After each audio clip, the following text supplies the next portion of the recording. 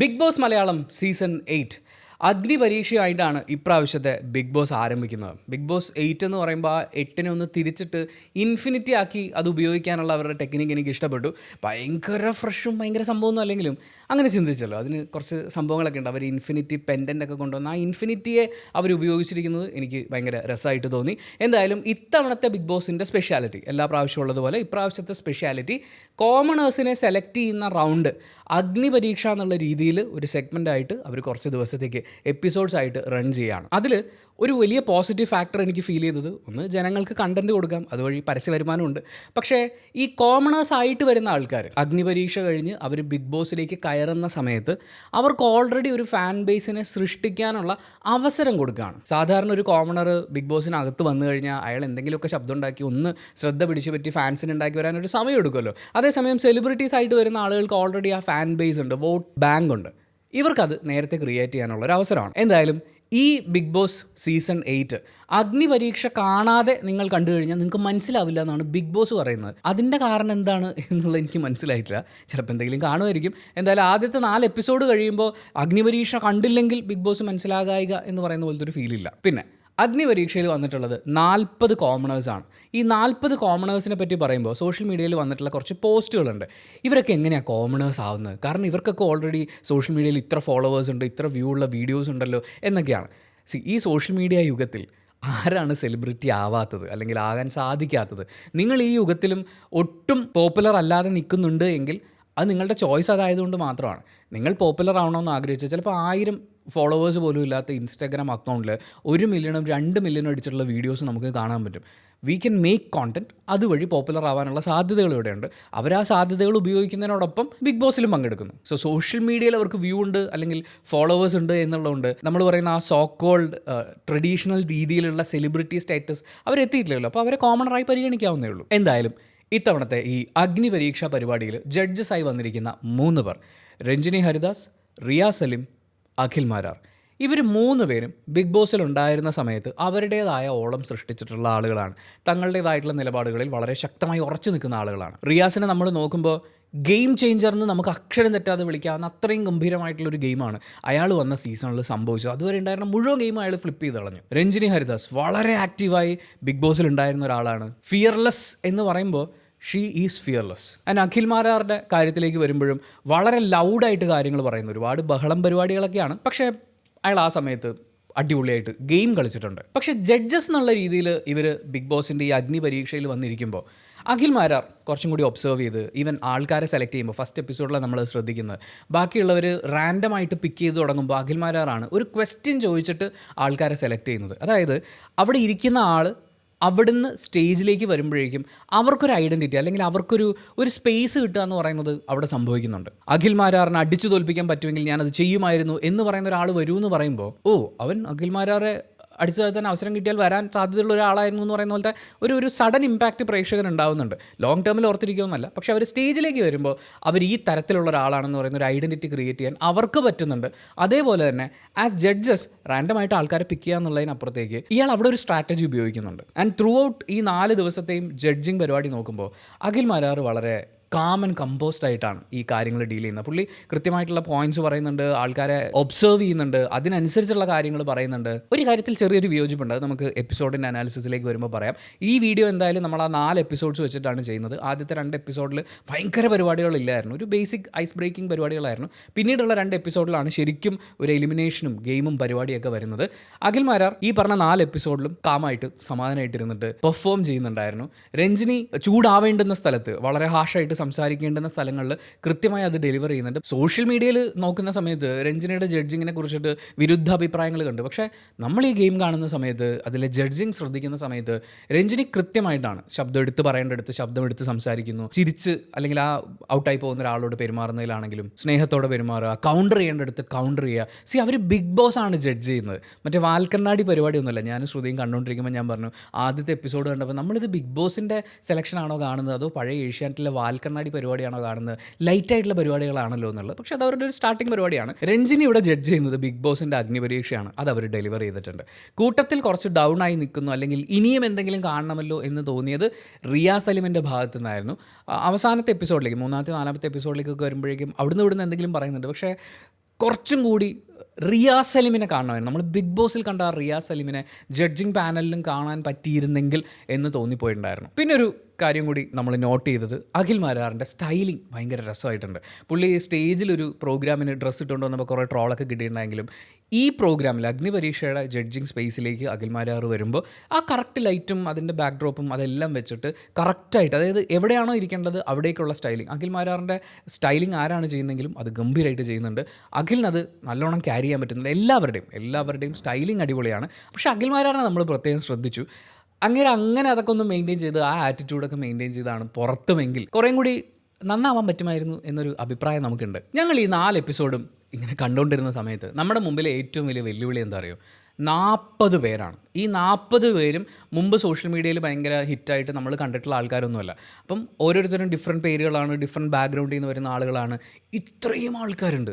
ഇത്രയും പേരുടെ പേരും മുഖവും ഓർത്തിരിക്കുക എന്ന് പറഞ്ഞാൽ നമ്മൾ തന്നെ ഇത് എഴുതിക്കൊണ്ടിരിക്കുന്ന സമയത്ത് അയാളുടെ ഫോട്ടോ എടുത്ത് ഇത് ഇയാളാണോ, ഇന്ന ആളുടെ പേരെന്തായിരുന്നു എന്ന് പറഞ്ഞാൽ അങ്ങനെ നമ്മൾ ഇരിക്കുകയാണ്. എന്തായാലും കുറച്ച് ദിവസത്തിനുള്ളിൽ തന്നെ അത് ചുരുങ്ങും.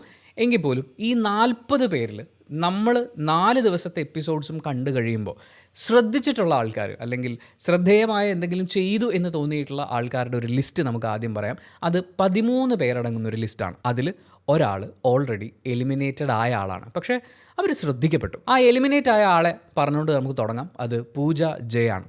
പൂജ വളരെ ലൗഡായിട്ട് ഓരോ ഗെയിമിൻ്റെ ഇടയിലും അവരെയൊക്കെ ഇൻ്റർഫെയർ ചെയ്യുന്ന രീതിയിൽ കൗണ്ടറൊക്കെ അടിച്ചുകൊണ്ട് അങ്ങനെ വളരെ സ്ട്രോങ് ആയിട്ടുള്ളൊരു സാന്നിധ്യമായിരുന്നു. ഞങ്ങൾ നിന്നെ നോട്ട് ചെയ്തിട്ടുണ്ട് പൂജ എന്ന് രഞ്ജിനി ഹരിദാസ് പറയുകയും ചെയ്തു. പക്ഷേ ഇങ്ങനെയൊക്കെ ലൗഡാണെങ്കിലും ഇപ്പം ആ ഗെയിമിൻ്റെ ഇടയിൽ നിർത്തിപ്പോടാന്ന് അവർ പറയുന്നുണ്ടായിരുന്നു. അതുപോലെ ഒരു സമയത്ത് അഖിൽ മാരാർ ചോദിക്കുന്നുണ്ടായിരുന്നു, നിങ്ങൾ എന്താ ഈ കാണിക്കുന്നതെന്ന് ചോദിക്കുമ്പോൾ ഇതെൻ്റെ സ്ട്രാറ്റജിയാണ്, ഞാൻ അവരെ ഡീവിയേറ്റ് ചെയ്യാൻ ശ്രമിക്കുകയാണ് എന്നൊക്കെ പൂജ പറയുന്നുണ്ട്. പക്ഷേ പൂജ ബിഗ് ബോസ് ഹൗസിലേക്ക് കയറുമ്പോൾ നമ്മൾ ഇതുപോലെ ശബ്ദം ഉണ്ടാക്കണം. പക്ഷേ ശബ്ദമുണ്ടാക്കുന്നത് എന്തിന് എന്നൊരു ചോദ്യം വന്നാൽ കൃത്യമായിട്ടുള്ള വാലിഡായിട്ടുള്ള റീസൺസ് ഉണ്ടാവണം. അതിനെ ഡിഫെൻഡ് ചെയ്യാൻ പറ്റണം. ഏറ്റവും വലിയ ഉദാഹരണം, പൂജ ബിഗ് ബോസ് ഹൗസിലേക്ക് 2-ാം ദിവസം വന്ന് കയറുമ്പോൾ ആദ്യത്തെ ദിവസം മറ്റേ ബഹളം വെച്ച പൂജ ഉണ്ടല്ലോ, പൂജ സുരേഷ്, അവരെ സെലക്ട് ചെയ്തത് അൺഫെയർ ആയിട്ടായിരുന്നു എന്നുള്ള കാര്യം അവിടെ വെച്ച് പറയുന്നുണ്ട്. അപ്പോൾ രഞ്ജിനി ഹരിദാസ് ചോദിക്കുന്നുണ്ട്, അതെന്താ അൺഫെയർ, എന്തുകൊണ്ട് നിങ്ങളത് അപ്പം പറഞ്ഞില്ല എന്ന്. ആ അപ്പം പറയാത്തത് എന്തുകൊണ്ടാണ് എന്നുള്ള ചോദ്യത്തിന് പൂജ ജയുടെ കയ്യിൽ ഉത്തരമില്ല. നമുക്ക് ഉത്തരങ്ങൾ ഉണ്ടാവണം, ഡിഫെൻഡ് ചെയ്യാൻ പറ്റണം. വെറുതെ ശബ്ദം ഉണ്ടാക്കിയിട്ട് കാര്യമില്ല. പക്ഷേ ഈ 4 ദിവസത്തെ കാര്യം നമ്മൾ എടുത്തു നോക്കുമ്പോൾ വളരെയധികം ആ കണ്ടസ്റ്റൻസിൽ നമ്മൾ പേര് രജിസ്റ്റർ ആവുന്ന തരത്തിൽ, ശ്രദ്ധിക്കുന്ന തരത്തിൽ ഒരു നിറ സാന്നിധ്യം തന്നെയായിരുന്നു. പിന്നെ പൂജ എലിമിനേറ്റ് ആയി പോകുന്ന സമയത്ത് ഔട്ടാവാൻ ഇതിനേക്കാൾ ഡിസേർവിംഗ് ആയിട്ടുള്ള ആളുകൾ അവിടെ ഉണ്ടായിരുന്നല്ലോ എന്ന് പറയുന്നൊരു, ചില ആൾക്കാർ സേവ് ചെയ്യപ്പെട്ടപ്പോൾ നമുക്ക് അങ്ങനെ ഒരു തോന്നലുണ്ടായിരുന്നു. എനിവേ അവർ എലിമിനേറ്റ് ആയി. ഇനി ബാക്കിയുള്ളവരുടെ ലിസ്റ്റിലേക്ക് കടക്കാം. ഞാനിത് ഇംപ്രസ് ചെയ്തിട്ടുള്ള ആൾക്കാരുടെ ഓർഡറിലല്ല വായിക്കുന്നത്.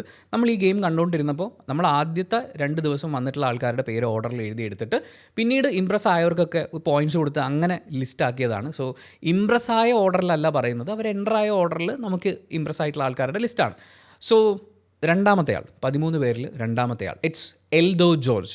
എൽദോയുടെ ഇൻട്രോ വാസ് സൂപ്പർ.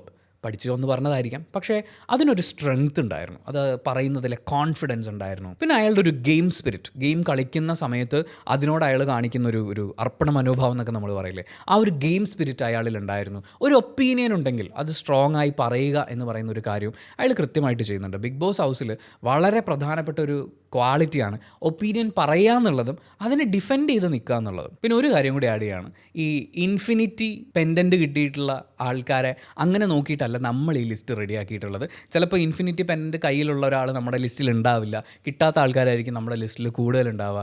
നമ്മൾ ആ എൻറ്റയർ 4 ദിവസത്തെ സമയം അവർക്ക് കിട്ടിയപ്പോൾ ആ സമയത്തിന് കൃത്യമായി ഉപയോഗിച്ച് തൻ്റേതായ ഒരു ഐഡൻറ്റിറ്റി ക്രിയേറ്റ് ചെയ്ത് ആ പോപ്പുലർ ആവാനുള്ള സ്പേസ് തുറന്നിട്ടിട്ടുള്ള ആൾക്കാർ, അവരെക്കുറിച്ചാണ് സംസാരിക്കുന്നത്. പിന്നെ ഇൻഫിനിറ്റി പെൻഡൻറ്റിനെ കുറിച്ച് പറയുമ്പോൾ കിട്ടാത്തവർക്ക് അത് കിട്ടിയില്ല എന്നുള്ള നിരാശയാണ്.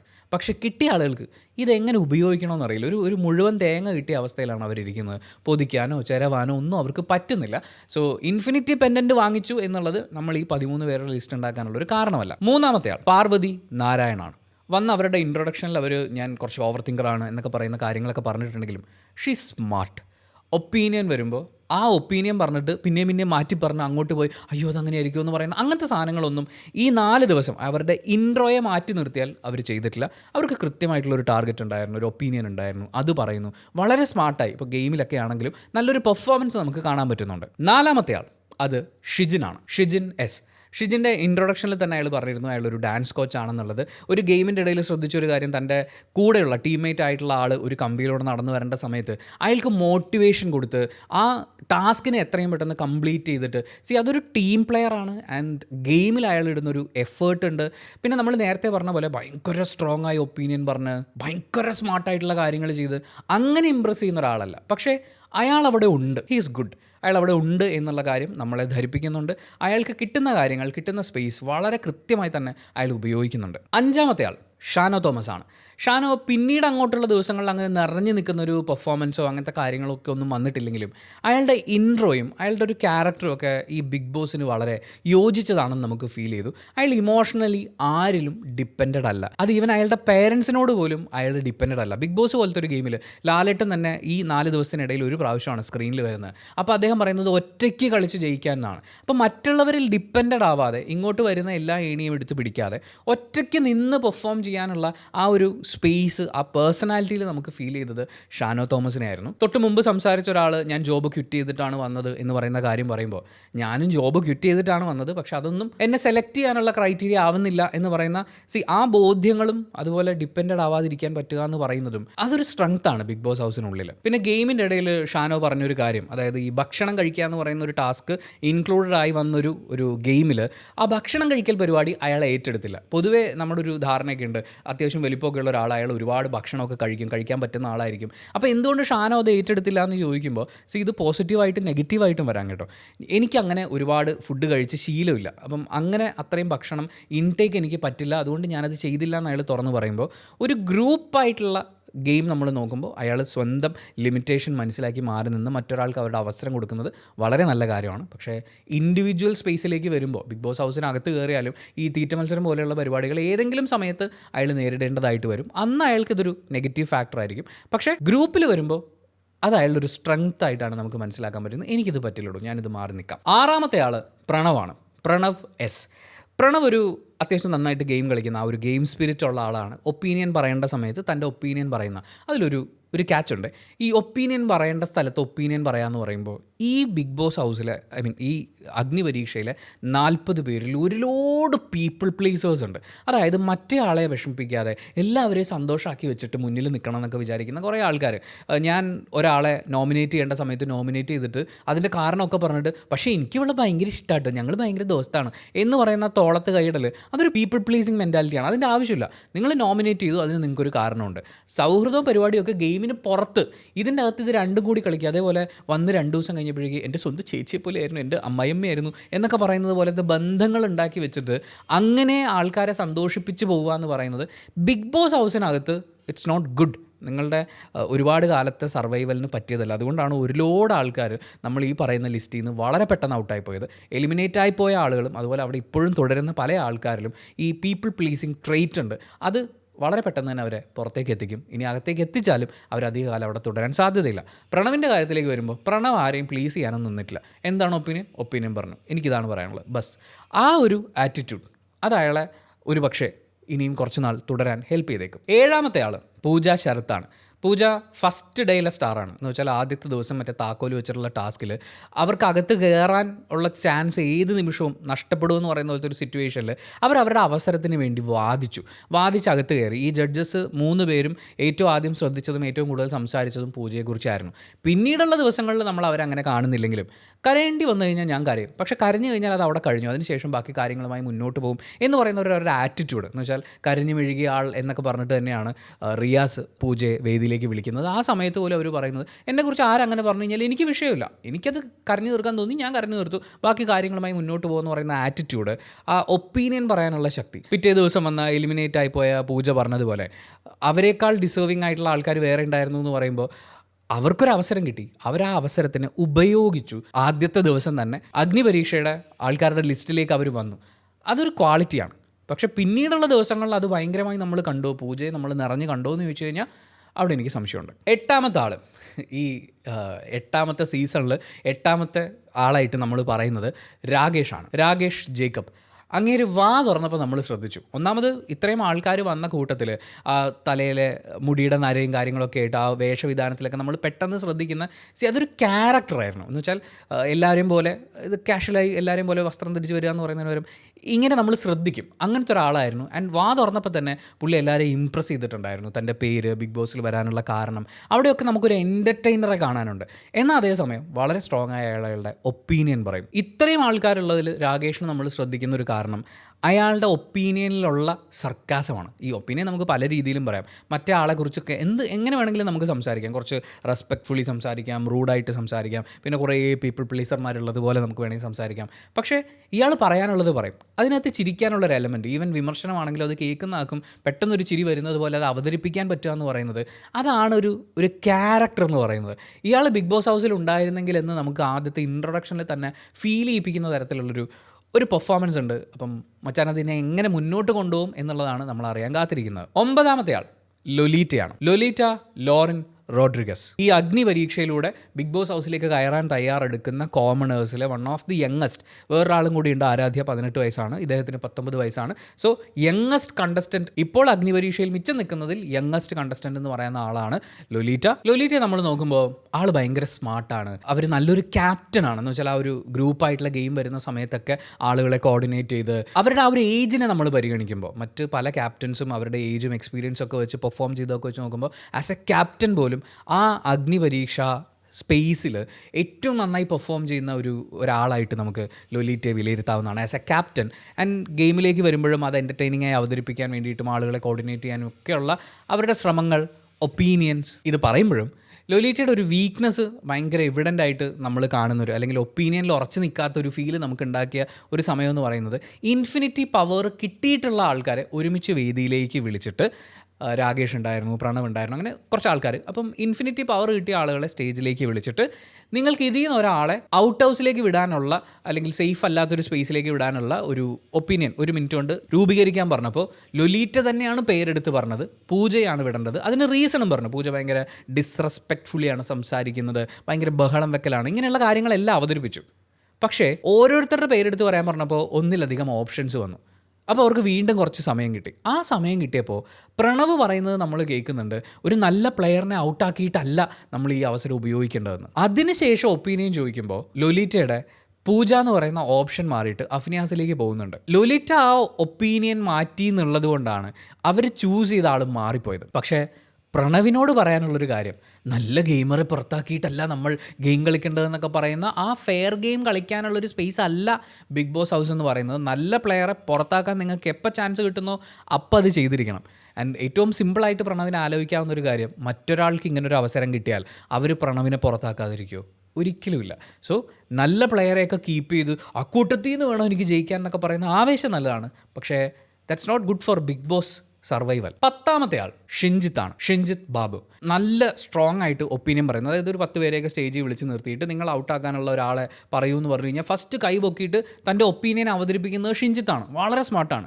ഗെയിം കളിക്കുന്ന സമയത്തും ഒരു ടാസ്ക് ഏൽപ്പിക്കുമ്പോൾ ആ സമയത്തുള്ള തൻ്റെ കാര്യങ്ങളെല്ലാം ഭയങ്കര രസമായിട്ട് ഫാസ്റ്റായിട്ട് ചെയ്ത് തീർക്കുന്ന ഷിൻജിത്തിനെ നമ്മൾ കാണുന്നുണ്ട്. അതല്ലാതെയുള്ള റാൻഡം ക്ലിപ്സ് കാണിക്കുമ്പോൾ, അല്ലാതെയുള്ള ക്ലിപ്പുകൾ നമ്മൾ കാണുമ്പോൾ അവിടെ എല്ലാം ഷിൻജിത്തിൻ്റെ ഒരു ടെൻഷൻ നമുക്ക് ഫീൽ ചെയ്യും. ഉള്ളിൽ എന്തോ ഒരു പേടിയുള്ളതുപോലെ, ഒരു ഇൻഹിബിഷൻ ഉള്ളതുപോലെ. അയാൾ കുറച്ച് ഉൾവലിഞ്ഞാണ് നിൽക്കുന്നത്. ബിഗ് ബോസ് ഹൗസിൽ നമ്മൾ അങ്ങനെ ഇരുന്നാൽ പറ്റില്ല, കുറച്ചും കൂടി സ്ട്രോങ് ആയി മുന്നോട്ട് വരണം. പക്ഷേ അയാളുടെ ഉള്ളിൽ വളരെ സ്ട്രോങ് ആയ ഒപ്പീനിയൻ പറയാൻ അറിയാവുന്ന, നല്ല രീതിയിൽ ഗെയിമിനെ കാണാനും ആ ടാസ്കിനോട് ആത്മാർത്ഥമായി പെർഫോം ചെയ്യാൻ കഴിവുള്ള ഒരാളെ നമുക്ക് കാണാൻ പറ്റുന്നുണ്ട്. ആ പേടിയുടെ എലമെൻറ്റ്, ആ ടെൻഷൻ്റെ എലമെൻറ്റ് ഒന്ന് മാറ്റി വെക്കാൻ അയാൾക്ക് പറ്റിയാൽ, സ്ട്രോങ് ആയി ശ്രദ്ധിക്കപ്പെടുന്ന രീതിയിൽ പെർഫോം ചെയ്യാൻ അയാൾക്ക് പറ്റുകയാണെങ്കിൽ അയാളൊരു നല്ല ബിഗ് ബോസ് മെറ്റീരിയലാണ്. 11ാമത്തെ ആൾ ടാഷിയാണ്. ടാഷി വളരെ സ്മാർട്ടാണ്. ഗെയിമൊക്കെ വളരെ നന്നായിട്ട് കളിക്കും. ഒപ്പീനിയൻ പറയേണ്ട സ്ഥലത്തും അത്യാവശ്യം സ്ട്രോങ് ആയിട്ട് തന്നെയാണ് ഒപ്പീനിയൻ പറയുന്നത്. ആൻഡ് ടാഷിക്ക് ക്യാപ്റ്റൻസി കിട്ടിയ സമയത്ത് മലയാളമൊക്കെ പറഞ്ഞ് അവിടെയും ഒരു എൻ്റർടൈൻമെൻറ്റ് ഫാക്ടറുണ്ട്. പക്ഷേ ടാഷി ബെസ്റ്റ് ആണോ എന്ന് ചോദിച്ചു കഴിഞ്ഞാൽ അങ്ങനെ നമുക്ക് ഫീൽ ചെയ്തിട്ടില്ല. വേസ്റ്റ് ആണോ എന്ന് ചോദിച്ചാൽ ഒരിക്കലുമല്ല. അയാളുടെ ഉള്ളിൽ കുറേ സാധനങ്ങളുണ്ട്. പക്ഷേ ആ ഒരു മിഡ് സ്പേസിൽ നിന്ന് അയാൾ ദി ബെസ്റ്റിലേക്കുള്ള ആ പോക്ക്, അല്ലെങ്കിൽ അങ്ങനെ പോകാൻ തനിക്ക് കപ്പാസിറ്റി ഉണ്ടെന്ന് പറയുന്ന ഒരു കോൺഫിഡൻസ് പ്രേക്ഷകർക്ക് എങ്ങനെ തരും എന്നറിയാനുള്ളൊരു ആകാംക്ഷയിൽ നമ്മൾ കാത്തിരിക്കുകയാണ്. 12ാമത്തെ ആൾ ഷിജുലാലാണ് ഒരിക്കൽ കൈവിട്ടു പോയ തൻ്റെ ഇൻഫിനിറ്റി പെൻഡൻറ്റ് വീണ്ടും ഈ അടുത്തടുത്ത ദിവസങ്ങളിൽ നേടിയെടുക്കുന്ന അങ്ങനെ ഒരു വളരെ സ്മാർട്ടായിട്ടുള്ള ഒരാളായിട്ട് കാണുന്നത്. ഷിജുലാൽ ഭയങ്കര സ്മാർട്ടാണ്. ഗെയിമും ടാസ്കും ഒക്കെ കൊടുത്തു കഴിഞ്ഞാൽ ഓടി നടന്ന് ചെയ്യും. ഒടുക്കത്ത ആത്മാർത്ഥതയാണ്. കാരണം ആ ഭക്ഷണം കഴിക്കുന്ന പരിപാടിയൊക്കെ വന്നപ്പോഴേക്കും അയാൾ ആ കാണിച്ചു കൂട്ടിയ കാര്യങ്ങൾ, അയാൾ അത്രയും ആത്മാർത്ഥമായിട്ട് നിൽക്കുന്ന, അങ്ങനെ ചാടി നിൽക്കുന്ന ആളാണ്. ഒരു ടാസ്ക് കൊടുത്തു കഴിഞ്ഞാൽ അതിൻ്റെ അങ്ങേ അറ്റം വരെ പോയിട്ടാണെങ്കിൽ ഞാനത് ചെയ്തിട്ടേ ഉള്ളൂ എന്ന് പറയുന്ന സ്പോർട്സ്മാൻ സ്പിരിറ്റ് ഉണ്ട്. അത് അടിപൊളിയാണ്. അത് അയാൾ ഒരിക്കലും വിട്ട് കളയാൻ പാടില്ല. പക്ഷേ അയാൾ അത്ര ലൗഡല്ല. മറ്റ് പല ആൾക്കാരും ഇപ്പം വലിയ കാര്യമൊന്നും ഇല്ലെങ്കിലും വെറുതെ ഒച്ചുണ്ടാക്കുന്ന കുറേ ആൾക്കാരൊക്കെ ഉണ്ട്. അതൊക്കെ വെച്ച് നോക്കുമ്പോൾ അയാൾ കുറച്ചും കൂടി ലൗഡായി സംസാരിച്ചിരുന്നെങ്കിൽ, താൻ അവിടെ ഉണ്ട് എന്നുള്ളത് എല്ലാവരെയും അറിയിക്കുന്ന കുറച്ചും കൂടി ലൗഡായിട്ടുള്ള പെർഫോമൻസ് കാഴ്ചവെക്കുകയാണെങ്കിൽ, ഒച്ച ഇടുക എന്നല്ലാട്ടോ ഉദ്ദേശിക്കുന്നത്, കുറച്ചും കൂടി അയാൾ അവിടെ ലൗഡായിട്ട് അയാൾ അവിടെ ഉണ്ടെന്നുള്ളത് അറിയിക്കുന്ന ആ ഒരു രീതിയിലേക്ക് വരികയാണെങ്കിൽ അയാൾക്ക് ഒരുപാട് സാധ്യതകളുണ്ട്. ആൻഡ് ദ ലാസ്റ്റ് വൺ, 13ാമത്തെ ആൾ സോന അലക്സ് ആണ്. സോനയെ നമ്മൾ നോക്കുമ്പോൾ ഇപ്പം അവിടുന്ന് എലിമിനേറ്റ് ആയിപ്പോയ അനഖയുടെ കാര്യം എടുത്താലും, നമ്മൾ ഈ ലിസ്റ്റിൽ പറഞ്ഞിട്ടുള്ള ടാഷിയുടെ കാര്യം എടുത്താലും, ഇവരെല്ലാവരും ആദ്യമേ ഈ സോനയെ റീഡ് ചെയ്തു എന്നുള്ള രീതിയിൽ ഇവർ ഭയങ്കര ഫേക്ക് ആണെന്ന് പറയുന്ന ആരോപണങ്ങളൊക്കെ മുന്നോട്ട് വെക്കുന്നുണ്ട്. പലപ്പോഴും ഇതുപോലെ ഈ ഫേക്ക് ആണെന്ന് പറയുന്ന ആരോപണങ്ങൾ നേരിടുക, കുറേ കുറ്റപ്പെടുത്തൽ കേൾക്കുക, അങ്ങനെ ടാർഗറ്റ് ചെയ്യപ്പെടുമ്പോൾ ആൾക്കാർ ഡൗൺ ആയിപ്പോവും. പക്ഷെ സോന ഡൗൺ ആവുന്നില്ല. അവർക്കറിയാം ഇങ്ങനെ ടാർഗറ്റ് ചെയ്യപ്പെടുമ്പോൾ, ഫേക്ക് എന്ന് പറയുന്ന പേര് പറയുമ്പോൾ അവർക്ക് അത്രയും സ്ക്രീൻ സ്പേസ് കിട്ടുകയാണ്. ഇവരെ എല്ലാവരും നോട്ട് ചെയ്തു എന്ന് പറയുന്ന ഒരു കാര്യമാണ് അവിടെ സ്പ്രെഡ് ചെയ്യപ്പെടുന്നത്.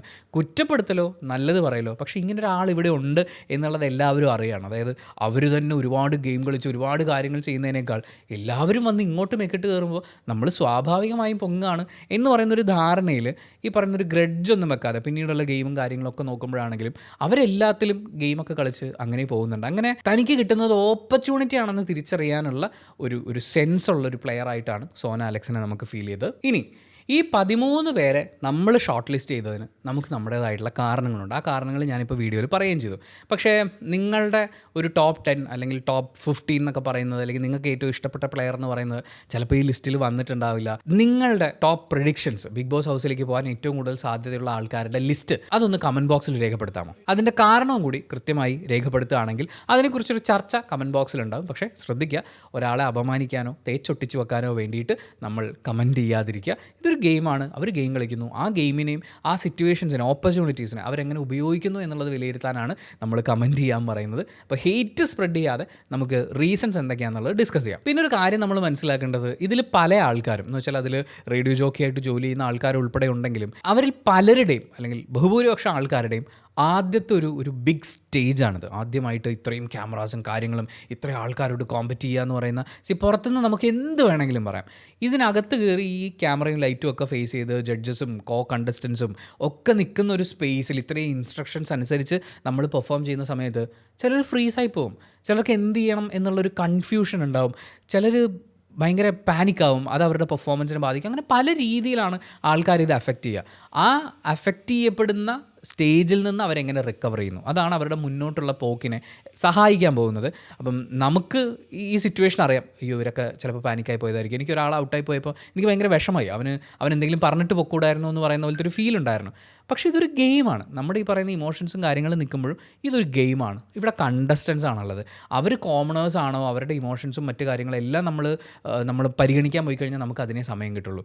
നമ്മുടെ ദി ബെസ്റ്റ് വരുന്നത് കിട്ടിയ ഓപ്പർച്യൂണിറ്റിയെ, അത് അഖിൽമാരാർ തന്നെ പറയുന്നുണ്ട്, നമുക്ക് രണ്ടാമതും മൂന്നാമതൊന്നും ഓപ്പർച്യൂണിറ്റീസ് കിട്ടില്ലല്ലോ. കിട്ടുന്ന ഓപ്പർച്യൂണിറ്റീനെ ഏറ്റവും നന്നായി ഉപയോഗിക്കുക എന്നുള്ളതാണ്. അപ്പോൾ തന്താങ്ങളുടെ സിറ്റുവേഷൻസിനെ എങ്ങനെ അവർ ഓവർകം ചെയ്യുന്നു, അതാണ് നമ്മളിവിടെ വിലയിരുത്തുന്നത്. ആ കാര്യം മനസ്സിൽ വെച്ചിട്ട് ഇനി പറയാൻ പോകുന്ന കാര്യം കേൾക്കണം. എലിമിനേഷൻസ് 2 നടന്നു. 2 ദിവസങ്ങളായിട്ട് 8 പേര് പുറത്തു പോയിട്ടുണ്ട്. അതിൽ ആദ്യത്തെ ദിവസത്തെ ആ എലിമിനേഷനിൽ അഖിൽ മാരാർ ആദ്യം സേവ് ചെയ്യുന്ന പെൺകുട്ടി സ്റ്റിനിയാണ്. പക്ഷേ അന്ന് ഔട്ടായി പോയ ആൾക്കാരുടെ ലിസ്റ്റ് എടുക്കുമ്പോൾ അവിടെ ബിജു ഉണ്ട്, റാഷയുണ്ട്, ആരാധ്യയുണ്ട്, നിതിൻ ദാസ് ഉണ്ട്. ഇതിൽ ബിജുവിനെയും റാഷയും ഔട്ടാക്കി വിട്ടിട്ടാണല്ലോ സ്റ്റിനിയെ സേവ് ആവുന്നത് എന്ന് ആലോചിക്കുമ്പോൾ അതിനകത്തൊരു അൺഫെയർ എലമെൻറ്റ് ഫീൽ ചെയ്യുന്നുണ്ട്. കാരണം നമ്മൾ ബിജുവിനെ നോക്കുമ്പോൾ അയാൾക്ക് അവസരം കിട്ടിയ സമയത്ത് അവരുടെ ഗ്രൂപ്പായിട്ടുള്ള ഗെയിം, ആ ഗെയിമിലെ സ്ട്രാറ്റജി പൊളിയുന്ന സമയത്ത് ഞങ്ങളാണിത് മുന്നോട്ട് വെച്ചത്, അല്ലെങ്കിൽ ഞങ്ങളുടെ ആശയം വേറെ ആയിരുന്നു എന്ന് ആദ്യം തുറന്നു പറഞ്ഞ് മുന്നോട്ട് വരുന്നത് ബിജുവാണ്. അയാൾക്ക് സ്പേസ് കിട്ടുന്ന സമയങ്ങൾ അത് ഉപയോഗിക്കാൻ അയാൾ ശ്രമിക്കുന്നുണ്ട്. അതേപോലെ റാഷയുടെ കാര്യത്തിൽ വരുമ്പോഴും എലിമിനേറ്റ് ചെയ്യുന്ന സമയത്ത് പോലും അവർ നിന്ന് വാദിച്ച് അവരെന്തുകൊണ്ട് അവിടെ നിൽക്കണം എന്നുള്ള വളരെ വാലിഡ് ആയിട്ടുള്ള പോയിന്റ്സ് എടുത്ത് മുന്നോട്ട് വെക്കുന്നുണ്ട്. ആ ടീമിലായി പോയി എന്നുള്ള ഒറ്റ കാരണം കൊണ്ടാണ് അവർ ആദ്യത്തെ എലിമിനേഷനിൽ പുറത്ത് പോകേണ്ടി വന്നത്. പക്ഷേ കിട്ടിയ സമയം ആസ് എ ഗെയിമർ, അതുപോലെ ഒപ്പീനിയൻസ് പറയുന്ന കാര്യത്തിൽ, അതിൽ സ്ട്രോങ് ആയി നിൽക്കുന്ന കാര്യത്തിലൊക്കെ വളരെ ആക്റ്റീവായിട്ടുള്ള ആളാണ് റാഷ എന്ന് പറയുന്നത്. റാഷയും ബിജുവും ഔട്ടായി പോയ സ്ഥലത്ത് സ്റ്റിനിയെ നമ്മൾ നോക്കുമ്പോൾ സ്റ്റിനിയയുടെ ഗെയിം നമ്മൾ ശ്രദ്ധിച്ചിട്ടില്ല. അല്ലെങ്കിൽ സ്റ്റിനിയ എന്ന് പറയുന്ന ഒരു പ്ലെയർ ഇവിടെ ഉണ്ട് എന്ന് പറയുന്ന പോലത്തെ ഒരു ഫീല് അവർ ഗെയിം കളിക്കുന്ന സമയത്തോ അവരുടെ ഒപ്പീനിയൻസ് ലൗഡായിട്ട് പറയേണ്ട സമയങ്ങളിലോ ഒന്നും കാണുന്നില്ല. ശരിക്കും പറഞ്ഞാൽ ഇവരെ സേവ് ചെയ്യുന്ന സമയത്താണ് ഇങ്ങനൊരു പ്ലെയർ അവിടെ ഉണ്ട് എന്ന് പറയുന്ന ഒരു ഫീല് നമുക്ക് ഉണ്ടാകുന്നത്. ഇതിൽ പല പ്ലെയേഴ്സിൻ്റെയും നമ്മൾ ചില ആൾക്കാരെയൊക്കെ നോട്ട് ചെയ്ത സമയത്ത് ഇവരുടെ പേര് നമ്മുടെ മൈൻഡിലില്ല. ചില മുഖങ്ങൾ കാണുമ്പോൾ ഇവരിതിലുണ്ടായിരുന്നു, ഇപ്പോൾ ഇവരുടെ പേരെന്തായിരുന്നു എന്ന് നമുക്ക് തോന്നിപ്പോകുന്നൊരവസ്ഥയിലാണ്.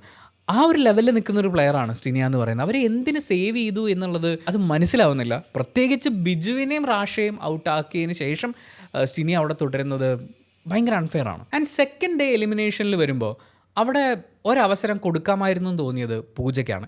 പൂജ ഭയങ്കര ലൗഡാണ്, ഷൗട്ട് ചെയ്യുന്നു, പ്രൊവോക്ക് ചെയ്യുന്നു. അതായത് മറ്റ് മത്സരാർത്ഥികൾ വളരെ ഫോക്കസ്ഡ് ആയിട്ട് കാര്യം ചെയ്യുമ്പോൾ അവരുടെ ശ്രദ്ധ മാറ്റാൻ വേണ്ടിയിട്ട് അവരെ പ്രൊവോക്ക് ചെയ്യുന്ന രീതിയിൽ സംസാരിക്കുക എന്ന് പറയുന്നത് ബിഗ് ബോസ് ഹൗസിൽ അല്ലെങ്കിൽ ഈ ബിഗ് ബോസ് ഓഡിയൻസിൻ്റെ ഇടയിൽ മിക്കവാറും അവർക്കൊരു ഹെയ്റ്റ് ഉണ്ടാകും. കാരണം പ്രൊവോക്ക് ചെയ്യുക, മറ്റേ ആൾക്കാരുടെ ഫോക്കസ് തെറ്റിക്കാൻ വേണ്ടിയുള്ള കാര്യങ്ങൾ ചെയ്യുക, ഇതൊക്കെ ആണുങ്ങൾ ചെയ്യുന്ന സമയത്ത് അതൊരു ക്വാളിറ്റി പോലെ കാണുകയും പെൺകുട്ടികൾ പൊതുവേ ബിഗ് ബോസ് ഹൗസിനകത്ത് വരുമ്പോൾ അവർ മറ്റേ നല്ല കുട്ടികൾ, നല്ല ശീലങ്ങളുള്ള കുട്ടികൾ, ഏട്ടായുടെ അനിയത്തിയോ അല്ലെങ്കിൽ അച്ഛൻ്റെ മകളോ എന്നൊക്കെ പറയുന്ന പോലത്തെ അങ്ങനത്തെ സെഗ്മെൻറ്റിൽ വരുമ്പോഴാണ് ആളുകൾ കൂടുതൽ ആരാധിക്കുക. ഇങ്ങനെ പ്രൊവോക്ക് ചെയ്യുന്ന ഒരു പെൺകുട്ടി എന്ന് പറയുമ്പോൾ അത് അക്സെപ്റ്റ് ചെയ്യാൻ ബുദ്ധിമുട്ടുണ്ടാകും. പക്ഷേ അവർക്കൊരു വാർണിംഗ് കൊടുത്തിട്ട് അവർ ശ്രദ്ധിക്കേണ്ട കാര്യം എന്താണ് എന്ന് പറഞ്ഞു കൊടുത്തിട്ട് അവരെ ബിഗ് ബോസ് ഹൗസിൽ അല്ലെങ്കിൽ അഗ്നി പരീക്ഷയിൽ തുടരാൻ അനുവദിക്കേണ്ടതായിരുന്നു എന്നാണ് നമ്മുടെ ഒപ്പീനിയൻ. കാരണം ഗെയിം കളിക്കുന്ന സമയത്താണെങ്കിലും അവിടെ ആക്റ്റീവായി അത്രയും 40 പേരുള്ള കൂട്ടത്തിൽ പൂജ വാസ് ദെയർ, അവരിവിടെ എക്സിസ്റ്റ് ചെയ്തിരുന്നു എന്ന് പറയുന്ന കാര്യം ഏറ്റവും നന്നായി പതിപ്പിച്ചിട്ട് പോകുന്ന ഒരാളാണ്. അയാൾക്കൊരു അവസരം കൊടുക്കാമായിരുന്നു. ഒരു വാണിങ്ങിനപ്പുറത്തേക്ക് എലിമിനേഷനിലേക്ക് പോയത് അവിടെ ഒരു അൺഫെയർ ഫീൽ ഉണ്ട് നമുക്ക്. ആൻഡ് ബാക്കി എലിമിനേറ്റ് ആയി പോയ ആൾക്കാർ അനഖയാണെങ്കിലും അമലാണെങ്കിലും ആസിയാണെങ്കിലും, ആസിയ ആക്ച്വലി എനിക്കെൻ്റെ വീട്ടിൽ പോയാൽ മതി സാറേ എന്ന് പറയുന്ന പോലത്തെ ഒരു ഫീൽ ഉണ്ടായിരുന്നു. അവർ ആക്റ്റീവായി അവിടെ നിൽക്കാൻ പറ്റുന്നില്ല, ഗെയിമിനകത്ത് അങ്ങനെ പെർഫോം ചെയ്യാൻ പറ്റുന്നില്ല എന്ന് തോന്നിയിട്ടുണ്ടായിരുന്നു. അപ്പോൾ ബാക്കി എലിമിനേഷൻസിൽ നമുക്കങ്ങനെ വലിയ അഭിപ്രായ വ്യത്യാസങ്ങളില്ല. പക്ഷെ പൂജയുടെ കാര്യത്തിലേക്ക് വരുമ്പോൾ she deserved to be there എന്ന് പറയുന്ന പോലത്തെ ഒരു ഫീൽ ഉണ്ട്. അതുപോലെ സേവ് ചെയ്യപ്പെട്ട മറ്റു പല ആളുകളെ നോക്കുമ്പോൾ ഇപ്പോൾ വർഷ, അഫ്നിയാസ് ഇങ്ങനെയുള്ള ആളുകളെ പരിഗണിക്കുമ്പോൾ അവരവിടെ തുടരുന്നതിനേക്കാൾ വളരെ ആക്റ്റീവായിട്ട് തന്നെ ഫ്രം ദ ഡേ വൺ അവർക്ക് എപ്പോൾ മുഖം കാണിക്കാൻ പറ്റുമോ അപ്പം മുതൽ വളരെ ആക്റ്റീവായി നിൽക്കുന്ന ആളായിരുന്നു പൂജ എന്നുള്ളതുകൊണ്ടാണ് നമ്മളതൊരു അൺഫെയർ എലമെൻ്റ് ആയിട്ട് പറയുന്നത്. ഈ കൂട്ടത്തിൽ നമ്മളൊരു 13 പേരുടെ ലിസ്റ്റ് പറഞ്ഞപ്പോൾ അതിൽ പറയാതെ പോയൊരു പേര് അത് അഭിറാമിൻ്റെയാണ്. അയാൾ സ്ക്രീനിൽ വരുമ്പോൾ തൊട്ട് നമ്മൾ അയാളെ ശ്രദ്ധിക്കുന്നുണ്ട്. പക്ഷേ പുള്ളിയുടെ ടീമിൽ നിന്ന് ഈ എലിമിനേഷൻസ് വരികയും അയാൾ കാരണമാണ് ഞാൻ പോകേണ്ടി വന്നത് എന്ന് റാഷ പറയുകയൊക്കെ ചെയ്തതിന് ശേഷം പിന്നെ അഭിറാം ഇല്ല, അഭിറാം അങ്ങ് ഒട്ടിപ്പോയി എന്ന് പറയുന്ന പോലത്തെ ഒരു ഫീലാണ്. അങ്ങനെ ആവാൻ പാടില്ലല്ലോ. ഞാൻ ക്യാപ്റ്റനായിട്ട് നിന്നു, ഞാനൊരു ഐഡിയ പറഞ്ഞു, അത് എൻ്റെ ടീമിലെ കുറേ ആൾക്കാർ ചെയ്തില്ല അല്ലെങ്കിൽ കോർഡിനേഷൻ പ്രോപ്പറായില്ല, അങ്ങനെ ആ ഗെയിം കയ്യിൽ നിന്ന് പോയി. അതുകൊണ്ട് നിങ്ങൾ ഔട്ട്, നിങ്ങൾ എലിമിനേറ്റ് ആവുന്നതിന് എനിക്ക് ഉത്തരവാദിത്വം എടുക്കാൻ പറ്റില്ല, എനിക്ക് എൻ്റെ കാര്യം മാത്രമല്ലേ നോക്കാൻ പറ്റൂ. ആ ആറ്റിറ്റ്യൂഡാണ് അവിടെ വേണ്ടത്. അല്ലാതെ എൻ്റെ ടീമിൽ അയ്യോ എൻ്റെ ടീം അവരെന്നെ കുറ്റം പറഞ്ഞു അങ്ങനെ ഇരിക്കാൻ പാടില്ലല്ലോ. അഭിറാം അങ്ങനെ ചിന്തിച്ചതുകൊണ്ടാണ് എന്നല്ല പറയുന്നത്. പക്ഷേ ആ എലിമിനേഷന് ശേഷം നമ്മൾ അഭിറാമിനെ കണ്ടിട്ടേയില്ല, അയാൾ അങ്ങ് ഒതുങ്ങിപ്പോയി. അങ്ങനെ വരാൻ പാടില്ലല്ലോ. ഇതല്ല, ഇതിനപ്പുറത്തെ വെല്ലുവിളികൾ നേരിട്ട് ജയിച്ചിട്ടുള്ള അല്ലെങ്കിൽ വിജയക്കുതിപ്പ് തുടർന്നിട്ടുള്ള ആളുകളാണ് അവിടെ ജഡ്ജസ് ആയിട്ടിരിക്കുന്നത്. അവർ നേരിട്ടിട്ടുള്ള കാര്യത്തെ മാത്രം നമ്മൾ നോക്കിയാൽ പോലും അങ്ങനെയൊന്നും ഡൗൺ ആവേണ്ട ഒരു സംഭവം ഇതുവരെ ഉണ്ടായിട്ടില്ല. ആദ്യത്തെ 2 ദിവസം വളരെ കാഷ്വലായിട്ടുള്ള കുഞ്ഞു പരിപാടികളാണ് അവിടെ നടന്നത്. അതിനുശേഷമുള്ള 2 ദിവസമാണ് കുറച്ചും കൂടി എൻഗേജിങ് ആയിട്ടുള്ള ടീമായിട്ട് നിന്ന് ജയിക്കേണ്ടുന്ന ആക്ടിവിറ്റീസിലേക്ക് വരുന്നത്. അവിടെ നന്നായി പെർഫോം ചെയ്യുന്ന ടീമുകളുണ്ട്, നമുക്കിവിടെ നിന്ന് പോകണം. ഇപ്പോൾ ഒരു 10 പേരുടെ ടീം ഉണ്ടാക്കി അവർ ചിന്തിക്കേണ്ടത് നമുക്കിവിടെ നിന്ന് പോകണം, അതിനെന്താ വേണ്ടത്, അതിനിതാണ് വേണ്ടത്. ഓക്കെ, ഇപ്പം ഒരു 4 പേര് പറയുന്നു ഞങ്ങൾ ഇങ്ങനെ ചെയ്യില്ല, അല്ലെങ്കിൽ 6 പേര് പറയുന്നു ഇങ്ങനെ ചെയ്യില്ല, ശരി, അപ്പം നമുക്ക് ഭൂരിപക്ഷം തീരുമാനം എന്താണെന്ന് നോക്കാം. ഇനി 1-2 ആൾക്കാർ അവർക്ക് തോന്നിയതേ ചെയ്യുള്ളൂ എന്ന് പറഞ്ഞാലും അതിനെ കവർ ചെയ്ത് ബാലൻസ് ചെയ്ത് എങ്ങനെ ഗെയിം മുന്നോട്ട് കൊണ്ടുപോകാം എന്ന് ചിന്തിക്കുന്നിടത്താണ് ക്യാപ്റ്റൻ്റെ വിജയം ഉള്ളത്, അല്ലെങ്കിൽ ഒരു ഗ്രൂപ്പായിട്ടുള്ള അവരുടെ വിജയം വരുന്നത്. പക്ഷേ ഗ്രൂപ്പിൽ ആരെങ്കിലും ഔട്ടായി എന്നുള്ള ഉത്തരവാദിത്തം ക്യാപ്റ്റനായിട്ട് എടുക്കേണ്ട ഒരാവശ്യമില്ല. സോ അഭിറാം ഡൗൺ ആയില്ലായിരുന്നെങ്കിൽ വീണ്ടും അയാളുടെ ആ ഒരു ആറ്റിറ്റ്യൂഡ് അങ്ങനെ പിടിച്ചു പോയിരുന്നെങ്കിൽ ഉറപ്പായിട്ടും അയാൾ ആ ലിസ്റ്റിൽ വരുമായിരുന്നു. എനിവേ ഇത്രയാണ് നമുക്ക് ഈ 4 ദിവസത്തെക്കുറിച്ച് പറയാനുള്ളത്. വേണമെങ്കിൽ നമുക്ക് ഓരോ ഗെയിമും ഓരോ ഡയലോഗൊക്കെ എടുത്ത് ഡൈസെക്റ്റ് ചെയ്ത് പറയാം. പക്ഷേ അഗ്നി പരീക്ഷ എന്ന് പറയുന്നത് 40 പേരിൽ നിന്ന് വളരെ കുറച്ച് ആൾക്കാരെ ബിഗ് ബോസ് ഹൗസിലേക്ക് കയറ്റി വിടാൻ പോവുകയാണ്. ആ ഷോർട്ട് ലിസ്റ്റിംഗ് പരിപാടിയാണ് നടക്കുന്നത്. അവിടെ അവരെടുക്കുന്ന ഡിസിഷൻസും അവരിൽ പല ആൾക്കാരും പെർഫോം ചെയ്യുന്നതനുസരിച്ച് നമ്മുടെ ശ്രദ്ധ പതിയുന്ന ആൾക്കാരുടെ ലിസ്റ്റ് അവതരിപ്പിക്കുക എന്നുള്ളതാണ് നമുക്ക് ഈ വീഡിയോയിൽ ചെയ്യാൻ പറ്റുന്നത്. ഈ വീഡിയോ കുറച്ച് ലേറ്റായി പോയി, 4 ദിവസം കഴിഞ്ഞു. പക്ഷേ ഇനി അങ്ങോട്ടുള്ളത് നമുക്ക് പ്രോപ്പറായിട്ട് കൃത്യമായിട്ടുള്ള ദിവസം ദിവസങ്ങളിൽ ചെയ്യാൻ പറ്റുമെന്നാണ് വിചാരിക്കുന്നത്. നിങ്ങളുടെ ഒപ്പീനിയൻ എന്താണ് എന്നുള്ളത് ആരെയും ദ്രോഹിക്കാതെ, കുറ്റം പറയാതെ, മോശമായി ചിത്രീകരിക്കാതെ കമൻറ്റ് ബോക്സിൽ രേഖപ്പെടുത്തുമെന്ന് വിചാരിക്കുന്നു. Thank you so much for watching this video. Video ഇഷ്ടപ്പെട്ടാൽ ലൈക്ക് ചെയ്യുക, കമൻറ്റ് ചെയ്യുക, ഷെയർ ചെയ്യുക, സബ്സ്ക്രൈബ് ചെയ്യുന്ന കാര്യവും ഹൈപ്പ് ചെയ്യുന്ന കാര്യവും പരിഗണിക്കുക.